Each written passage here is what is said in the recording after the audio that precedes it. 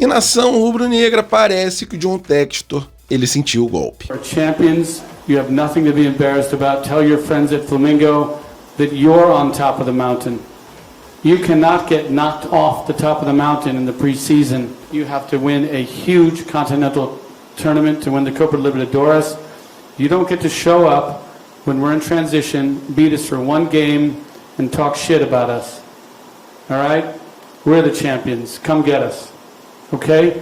Coach, you have a great tradition in front of you. É isso, né? Ele tem que lembrar do Flamengo até na apresentação do próprio técnico. A gente realmente alugou um apartamento na cabeça aí do dono da SAF do Botafogo. E no vídeo de hoje a gente vai falar sobre a estreia do Flamengo na Libertadores, é isso mesmo. Hoje o Flamengo joga em dose dupla, tem estreia do Flamengo contra o Olímpia na Libertadores Sub-20 e também tem o jogo do Flamengo contra o Vasco, a semifinal do Campeonato Carioca, e olha que as duas partidas em algum momento estarão passando ao mesmo tempo, realmente é em dose dupla, falando sobre Thiago Maia. Infelizmente a negociação com o Santos melou e o Flamengo, que receberia um dinheiro ali do Santos garantido pelo contrato da Globo, o Santos não conseguiu a documentação a tempo. E falando sobre convocações, o Flamengo pode ter 11 jogadores convocados nessa próxima data FIFA. Essas e outras vocês encontram agora na Flageral TV e muito obrigado, galera, muito obrigado mesmo de coração.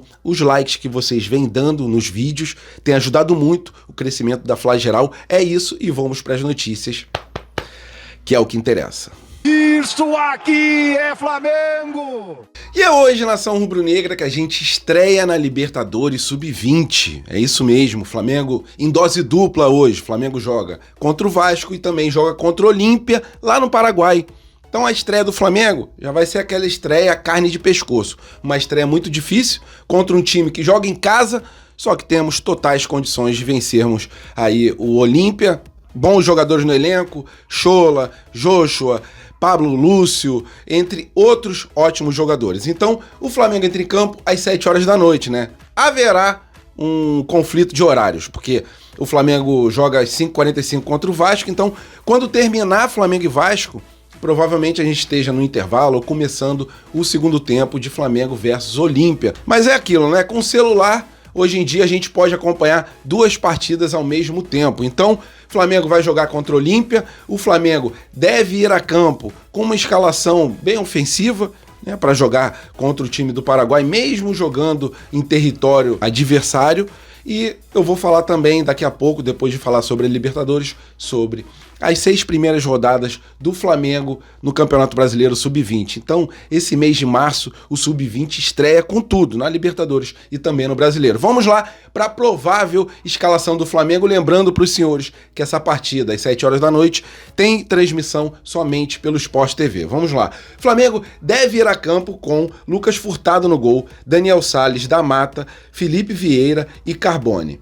Ryan Lucas, Pablo Lúcio, de olho nele, tá? Fabiano, Guilherme, Chola e Felipe Tereza. Esse é o time do Flamengo em campo. Vamos partir para cima, né? Se der tudo certo no jogo, eu trago para vocês alguns lances dessa partida para a gente poder reagir e ver também como é que foi o desempenho dos atletas em campo. O Flamengo luta pelo bicampeonato, né? Nessa Libertadores, ela está dividida em 3 grupos, grupo A, B e C. O Flamengo faz parte do grupo A e os times do grupo A são os seguintes, só para relembrar, tá? Danúbio, O'Rings do Chile e também Olímpia do Paraguai. O Danúbio é do Uruguai, tá? No grupo B, Belgrano da Argentina, Fortaleza da Colômbia, Metropolitanos da Venezuela e Universitários do Peru. No grupo C, Blumen da Bolívia, Cerro Porteño do Paraguai, Independente del Valle do Equador e o Palmeiras de São Paulo. O primeiro colocado se classifica para a semifinal e o segundo melhor colocado de todos os grupos se classifica também, ok? Então é isso sobre o Flamengo, sobre a estreia na Libertadores e sobre a estreia do Flamengo no Campeonato Brasileiro. As 6 primeiras rodadas serão os seguintes adversários do Flamengo, né? Tá sempre entre um dia ou outro, tá? A estreia será ou dia 12 ou dia 13. A CBF ainda vai bater um martelo, mas vamos lá. Primeiro adversário do Flamengo, Cuiabá. Segundo adversário, Atlético Paranaense. Terceiro, Vasco. O quarto, Fluminense. O quinto, América Mineiro. e o sexto, o Cruzeiro, ok? Então são as 6 primeiras rodadas, tô mostrando para vocês aí os dias que provavelmente aconteçam os jogos por causa dessa dúvida entre um ou outro dia, e vamos partir para cima, se Deus quiser conquistar também esse Campeonato Brasileiro. E lembrando para vocês que depois da Libertadores, o Nuno Campos, que é o novo técnico do Sub-20, ele assume a categoria, tá? A gente não tem informação se o Kleber dos Santos descerá de categoria, mas com certeza em breve a gente saberá e trará informação para os senhores. É isso, boa sorte ao Flamengo, se Deus quiser, aquele 1-0 maroto, 2-0, para a gente começar com o pé direito a Libertadores Sub-20. E o Flamengo pode perder um time inteiro para as seleções, e isso devido à divulgação da pré-lista da seleção brasileira, e a gente sabe também que tem figurinhas carimbadas nas seleções estrangeiras. O técnico Dorival Júnior, ele divulgou essa pré-lista, né? São 52 jogadores nessa pré-lista, e depois são 23 realmente convocados para os Jogos do Brasil nessas eliminatórias no mês de março, dia 20 e também dia 25. Será que vai acontecer algum conflito em relação às finais do Campeonato Carioca e também ao começo da Libertadores e o começo do Campeonato Brasileiro?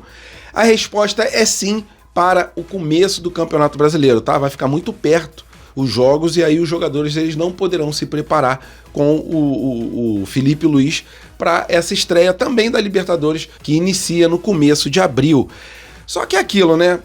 Como a gente tem um time repleto de excelentes jogadores, isso é mais do que normal, né? A gente perder jogadores para a seleção. É o preço que a gente paga por ter um time de excelência. E antes de falar dos jogadores do Flamengo nessa pré-lista, apenas uma observação. As finais do Campeonato Carioca serão jogadas dia 12 e também dia 16 de março. Então, por causa disso, pelo menos não haverá conflito na final do Campeonato Carioca. Nessa pré-lista temos de zagueiros do Flamengo, Léo Ortiz e também Danilo. Em relação a laterais, o Wesley e o Alexandro. Na parte do meio de campo temos o Gerson e no ataque o Bruno Henrique. 6 jogadores nessa pré-lista. E lembrando também que na seleção do Uruguai sempre é figurinha carimbada, Varela, Arrascaeta, De La Cruz, na seleção do Chile, o Pulgar e na seleção da Colômbia, o Plata. Então poderemos ter 11 jogadores convocados sem treinar com o Felipe Luiz. Mas é aquilo, né? Conforme eu falei, um excelente time sempre tem jogadores convocados. Então é isso sobre os pré-convocados e também sobre os jogadores das seleções estrangeiras. Boa sorte para o Felipe Luiz para conseguir treinar o time daquela maneira mesmo sem esses 11 prováveis convocados. E rapaziada, hoje tem Flamengo e Vasco, e como é legal a gente poder jogar clássicos, né? Eu sempre falo isso, bato nessa tecla, porque a gente pode dar aquela zoada na rapaziada no dia seguinte. Hoje o jogo começa às 5h45 da tarde, terá transmissão pela Rede Globo e é válido pela primeira partida da semifinal do Campeonato Carioca. A gente tem a vantagem de 2 resultados iguais, mas eu espero que a gente não precise usar essas vantagens. O Flamengo, né, antigamente, conforme eu falei há algum tempo atrás, tinha jogos mais parelhos com o Vasco, né? Hoje em dia, a gente já tem uma convicção muito maior de que o resultado sairá um resultado positivo. Apesar do estádio, né, que é o Engenhão, apesar do gramado, mas vivemos outros tempos. Eu lembro que quando eu era adolescente, eu não sei se eu tinha 14 ou 15 anos, o Flamengo tomou um vareio do Vasco 5-1. E hoje em dia isso é inimaginável. Tem até uma história engraçada sobre isso. Eu tava no Maracanã, aí acabou o jogo, eu tava triste pra caramba, irritado pra caramba.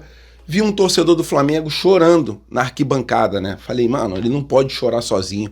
Sentei lá e chorei também, porque fiquei triste pra caramba, né, cara? 5-1, hoje em dia é realmente inimaginável um resultado desse, né? Até porque a gente pôde ver o outro lado da moeda. Vencemos o Vasco por 6-1 e a gente sentiu aquele gostinho legal de poder dar uma goleada bem elástica num adversário direto, né? E não foi só essa goleada, o Flamengo já venceu o Vasco por 4 também de diferença. O Flamengo hoje em dia é um time muito mais confiante dentro de campo. Nessa partida a gente terá a volta do De La Cruz e o Flamengo deve ir a campo com o Rossi no gol, lateral direito Wesley. Na esquerda existe até a possibilidade do Ayrton Lucas jogar, só que provavelmente tenhamos mais uma vez o Varela, tá batendo um bolão mesmo jogando improvisado pela esquerda. Na zaga, Léo Ortiz ao lado do Léo Pereira. Na parte de volante, o Pulgar um pouco mais na frente, o Gerson. Aí vem a Arrascaeta. E no ataque, Luiz Araújo, o Plata e o Bruno Henrique. Esse é o provável Flamengo. Vão partir para cima do Vasco, né? Eu acredito numa vitória tranquila para o time do Flamengo, mesmo que não seja por um placar muito elástico. Só que o Flamengo tem dominado os jogos, tem que abrir o olho na zaga para não tomar aquele contra-ataque maroto ou dar aquela bobeada em alguma bola cruzada, até porque o Verratti, que é o atacante do Vasco, ele é um exímio cabeceador. Então vamos ficar atentos e partir para cima, né? Não deixar o Vasco respirar, jogar com pressão, às vezes chamar o time do Vasco para abrir um espaço ali na zaga adversária, no meio de campo adversário, como o Flamengo faz muitas vezes, né? Às vezes o Flamengo tá com a bola ali na parte do meio de campo, toca para trás, para a zaga, e a zaga acaba tocando para o goleiro sabe sair muito bem com os pés, acaba atraindo a marcação adversária e dando espaços para a gente conseguir criar muito bem no meio do campo, porque temos excelentes jogadores, né? Então, na minha opinião, esse jogo acabará 2-0. Se vocês quiserem brincar, deixar o palpite de vocês também, bota aqui embaixo do vídeo. E lógico, bom jogo a todos e que o Flamengo consiga vencer e já conseguir aquela vantagem para o jogo final, né? Lembrando que a gente joga por 2 resultados iguais. E nação, apenas uma curtinha aqui, parece realmente que o John Textor, ele sentiu muito essas derrotas pro Flamengo, porque ele fez questão de levar na apresentação do novo técnico do Botafogo o troféu da Libertadores e do Campeonato Brasileiro, né? Não sei para quem ele queria mandar esse recado, porque o Flamengo tá recheado de taça da Libertadores, tá recheado de troféu também do Campeonato Brasileiro, da Copa do Brasil e etc, né? Se a gente for falar os títulos que o Flamengo já conquistou, desde 2019 já conquistamos 14 troféus. Então não tem como ele mandar esse recado pro Flamengo, só que ele foi bem claro em dizer, né? Vocês botafoguenses, quando forem zoados, né? Ele deu a entender isso, quando forem zoados pelos rubro-negros, vocês têm que falar que vocês são os atuais campeões. Mano, ele sentiu muita derrota, né? Parece que ele não conhece a torcida do Flamengo. A torcida do Flamengo, ela zoa a si mesmo, não vai zoar os outros, irmão. A gente faz piada de tudo. A gente não vai zoar o time do Botafogo, John Textor.